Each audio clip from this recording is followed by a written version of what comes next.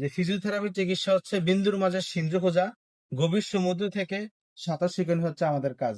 এই যে পেশেন্ট, এই পেশেন্টের কিন্তু দর্শক আমরা আজকে দেখি নাই। এই পেশেন্টের চিকিৎসা করছি মিনিমাম আজ থেকে প্রায় 3 থেকে 4 মাস আগে। তো চিকিৎসা যখন করছি, ওনাদের যে অবস্থা ছিল, ওনারা অনেকটা টেনশনে ছিল যে কতটুকু ইমপ্রুভ হয়, রোগী ভালো হয় কিনা, কতটুকু ভালো হয়। পারিপার্শ্বিক অবস্থা থেকেও সিটি স্ক্যান আমরা দেখছি এখানে ইসকেমিক ইনফ্রাকশন ছিল। মানে সিটি স্ক্যান দেখে প্রথম দিনই বলছি যে উনি উনি যদি স্ট্রোকের পেশেন্ট হয়ে সুস্থ না হয়, তাহলে এই স্ট্রোক জগতে কোনো রোগী হাঁটতে পারবে না। উনি হাঁটবে এটা 100% নিচ্ছে। আমি করি বাবা, আমি ডাক্তার দাঁড়ালে না। চিকিৎসা করা অবস্থায় এমন একটা অবস্থা ছিল উনি দাঁড়াইতে পারতো না, হাঁটাতে প্রশ্নই আসে না। কিন্তু আজকে এই 3-4 মাস পর আমি নিজ হাতে ওনাকে প্রায় 6 থেকে 8 সপ্তাহের মতো চিকিৎসা দিছি।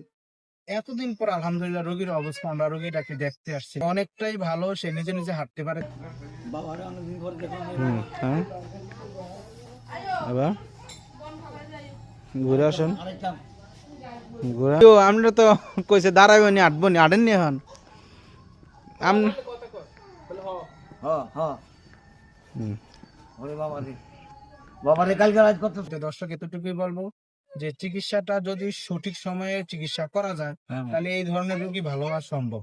এই জন্য আমরা অবশ্যই বলবো যে এই প্রফেশনাল আছেন যারা ফিজিওথেরাপিতে নিয়ে পড়াশোনা করেন, ওনাদের কাছ থেকে চিকিৎসা নেন। সেই ক্ষেত্রে রোগীর সুস্থতার সম্ভাবনা থাকে অনেকটাই, যদি রোগীর কন্ডিশন ভালো থাকে। তো ভিউয়ার্স, এই ভিডিওটি এতটুকুই। দর্শক, ইনশাআল্লাহ আরেকদিন কথা হবে আরেকটা ভিডিও নিয়ে। আজকে ভিডিওটি দেখার জন্য আপনাদেরকে অসংখ্য ধন্যবাদ। আসসালামু আলাইকুম।